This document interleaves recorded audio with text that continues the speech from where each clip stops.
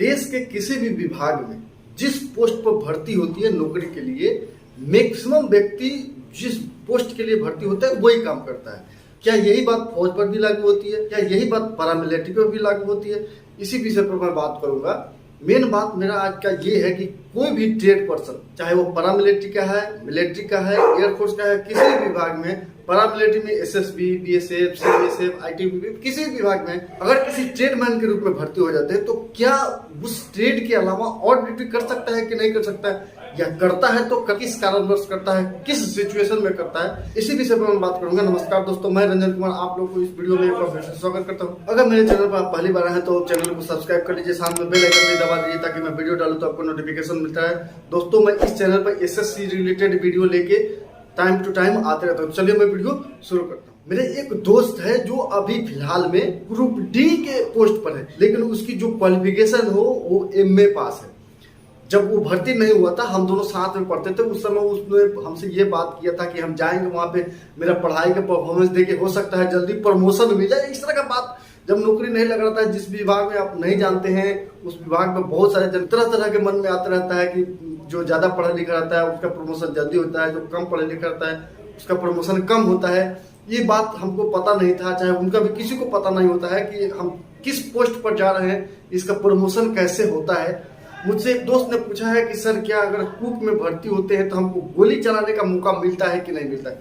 तो मैं सबसे पहले बता दूं, फौज ही एक ऐसी नौकरी है, फौज के किसी भी विभाग में जाइए, चाहे आप किसी ट्रेडमैन पे है, फौज ही एक ऐसी है कि इसकी मतलब ट्रेनिंग जो है, ट्रेनिंग सबके बराबर होती है, चाहे वो जीडी का हो, ट्रेड का हो, ड्राइवर हो, कुक हो, माली हो, सफाई वाला हो, कुछ भी हो, आपको मैक्सिमम टाइम अपना काम करना पड़ता है।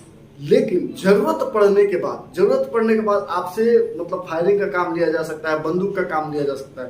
अब रही बात कुक का हो चाहे सफाई वालों का हो, डेली राइफल के साथ ड्यूटी नहीं लगती है, कहीं भी नहीं लगती है, आपका भी नहीं लगेगा। मतलब अगर भर्ती हो रहे हैं, चाहे सोच रहे हैं, तो राइफल के साथ आपका रात में ड्यूटी कभी नहीं लगेगा, कभी नहीं।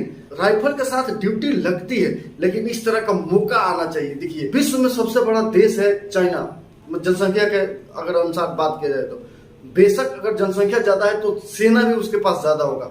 हाल फिलहाल में सेना अध्यक्ष रिटायर हुए तो उन्होंने ये स्टेटमेंट दिया था कि मुझे खुशी है कि मैं संसार के सबसे बड़े सेना कमांडर रहा हूं, लेकिन दुख इस बात का है कमांडर रहते हुए भी हमको लड़ाई का मौका नहीं मिला।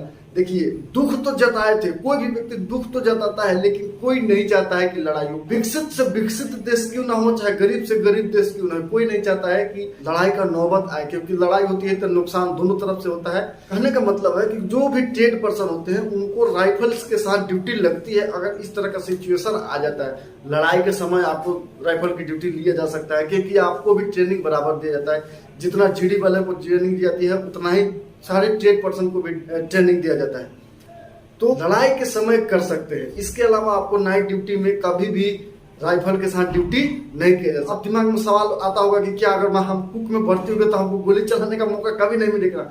ऐसा नहीं है, प्रैक्टिस हर समय होती है, हर साल होती है। अगर मैं जीडी में हूँ तो इसका मतलब ये नहीं है कि हमको गोली चलाने का मौका लड़ाई लगेगा तभी होगा। हर साल हमको मतलब एक बार एनुअल फायरिंग होती है प्रैक्टिस के रूप में, उस तरह सबकी होती है, चाहे वो किसी भी ट्रेड का हो, चाहे जीडी का हो, चाहे कोई भी फौज। पूरे फौज का नौकरी में एसएसबी, बीएसएफ, सीआईएसएफ, आईटीबीपी सभी का एनुअल फायरिंग होता है, उसमें प्रैक्टिस कराया जाता है, चाहे वो किसी भी पोस्ट पर हो, जीडी हो, चाहे फ्लावर्स हो, चाहे ट्रेडमैन हो, सबकी प्रैक्टिस हर साल होती है। साल में कम से कम 80 राउंड आपको फायर करने का मौका मिलता है। जीडी वालों को थोड़ा सा ज्यादा मिलता है, 160 165 राउंड मिलता है, लेकिन ट्रेड पर्सन को 80 राउंड हर साल मिलता है फायरिंग करने के लिए। लेकिन नाइट ड्यूटी के रूप में आपका वेपन्स के साथ ड्यूटी नहीं लगती है, हालांकि लगना भी नहीं चाहिए, क्योंकि अगर कुक है तो दिन भर में 3 बार उसको खाना बनाना है। सफाई कर्मचारी है तो पूरे कैंप को साफ सफाई की जिम्मेदारी सफाई कर्मचारी को होता है। अगर माली है तो पूरे कैंप में जो फूल उगाया जाता है, मतलब डेकोरेशन का काम एक प्रकार से समझ लीजिए, तो उसका काम होता है। और दिन भर वो काम करेगा तो फिर ड्यूटी क्यों करेगा वो? मतलब देखिए, ऐसा नहीं है, ड्यूटी लगता है। कुक को छोड़ के बाकी सब ट्रेडमैन का रात में नाइट ड्यूटी लगता है। कुक का इसलिए नहीं लगता है क्योंकि कुक का काम थोड़ा सा मतलब अदर ट्रेड से या जीडी से थोड़ा सा ज्यादा होता है, इसलिए कुक का ड्यूटी नाइट ड्यूटी नहीं लगाया जाता है। ऑपरेशनल ड्यूटी करते हैं तो हो सकता है 2 घंटे के लिए लगाया जाए, लेकिन मैक्सिमम टाइम कुक से ड्यूटी नहीं लिया जाता है। बाकी हर ट्रेड से नाइट ड्यूटी लिया जाता है। तो उम्मीद है जिस भाई ने हमसे ये बात पूछा था कि सर ट्रेड मतलब अगर कुक में भर्ती हो जाते हैं तो गोली चलाने का मौका मिलता है कि नहीं, चाहे नाइट ड्यूटी में राइफल के साथ ड्यूटी लगता है कि नहीं, तो आपको ये सवाल का जवाब मिल गया होगा। फिर से रिक्वेस्ट करता हूँ कि अभी तक आपने मेरे चैनल को सब्सक्राइब नहीं किया तो नीचे लाल वाला सब्सक्राइब बटन दबा के चैनल को सब्सक्राइब कर लीजिए, साथ बेल आइकन भी दबा दीजिए ताकि नोटिफिकेशन मिलता रहे। चलिए फिर मिलते हैं अगले वीडियो में, तब तक के लिए नमस्कार, बाय बाय, जय हिंद।